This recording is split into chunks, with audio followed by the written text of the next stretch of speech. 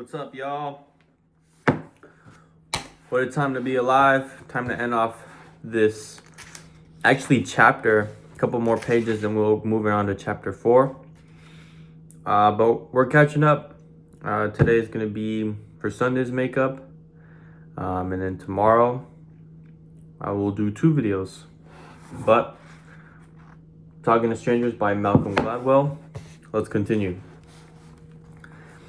After her arrest, investigators discovered what had really happened that night. The Cubans had an arrangement with her. If she ever spotted one of her old handlers on the street, it meant that her spy masters urgently needed to talk to her in person. She should keep walking and meet them the following morning at a pre-arranged site. That night, when she got home from the Pentagon, she saw one of her old handlers standing by her apartment building. So when Carmichael asked her pointedly, "Who did you see? Did you see anyone as you came home?" She must have thought that he knew about the arrangement, that he was onto her. She was scared to fucking death. She thought I knew it and I didn't. I had no idea. I didn't know what I had.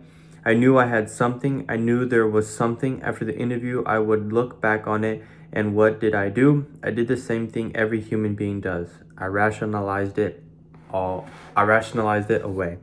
I thought, well, maybe she's been seeing a marriage guy and she didn't want to tell me.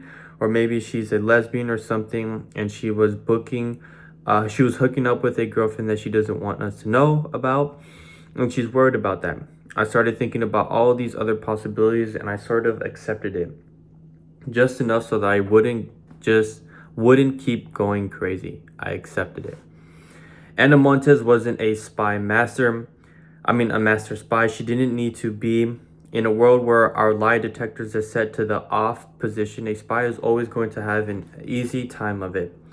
And was Scott Carmichael somehow neglected? Not at all. He did what truth default theory would predict any of us would do. He operated from the assumption that Ana Montes was telling the truth, and almost without realizing it, worked to square everything she said with that assumption. We need a trigger to snap out of the default to truth, but the threshold for triggers is high. Carmichael was nowhere near that point. The simple truth, Levine argues, is the lie detection cannot work the way we accept it to work. In the movies, the brilliant detective confronts the subject and catches him right then and there in a lie. But in real life, accumulating the amount of evidence necessary to overwhelm our doubts takes time. You ask your husband if he is having an affair, and he says no, and you believe him. Your default is that he is telling the truth, and whatever little inconsistencies you spot in his story, you explain away. But 3 months later, you happen to notice an unusual hotel charge on his credit card bill, and the combination of that and the weeks of unexplained absences and mysterious phone calls pushes you over the top.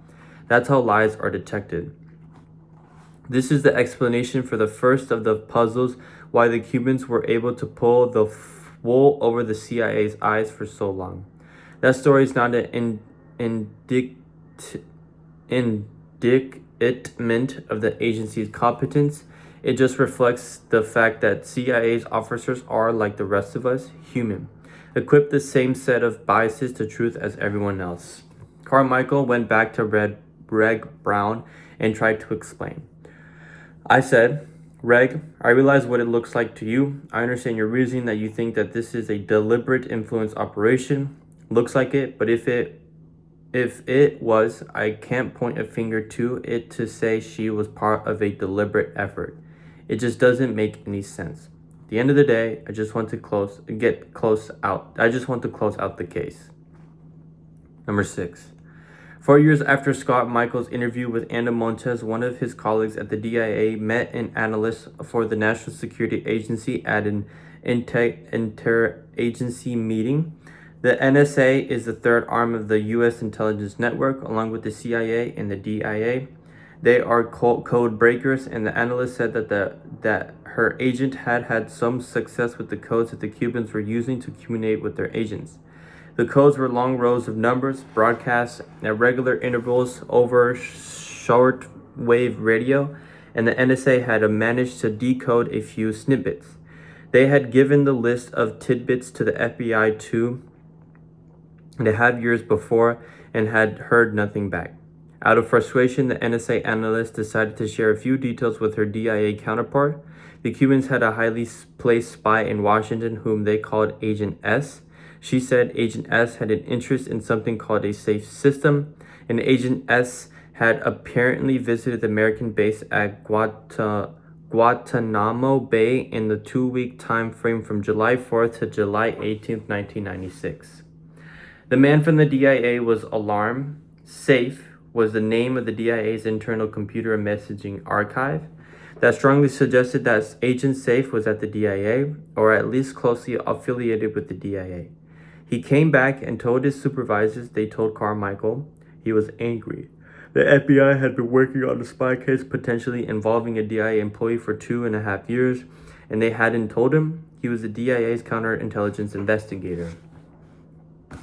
He knew exactly what he had to do: a search of the DIA computer system. Any Department of Defense employee who travels to Guantanamo Bay needs to get approval. They need to send 2 messages through the Pentagon system, asking first for permission to travel and then for permission to talk to whomever they wish to interview at the base.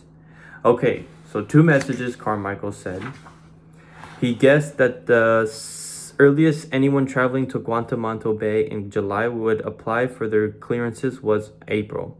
So he had his searches parameters, travel authority, and security clearance requests from DIA employees regarding Guantanamo Bay made between April 1st and July 18th, 1996. He told his co-workers Gato Johnson to run this same search simultaneously.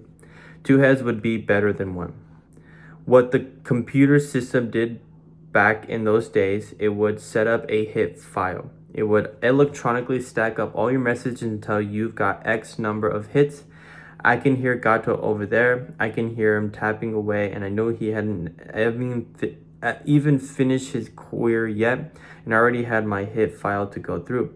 So I thought, I'm going through them real quickly just to see if anyone pops out at me, and that's when I'm pretty sure it was the 20th one hit me. It was Ana B. Montes. The game was fucking over, and I knew it was over in a heartbeat. I was really stunned, speechless, stunned. I could have fallen out of my chair. I literally backed up. I was on my wheels. I was literally distancing myself from this bad news. I literally backed up all the way to the end of my cubicle, and Gotter is still going dink, bink, tink, dink. I said, oh shit. And that is chapter number 3, the Queen of Cuba. One thing that I wanted to talk about was the human aspect.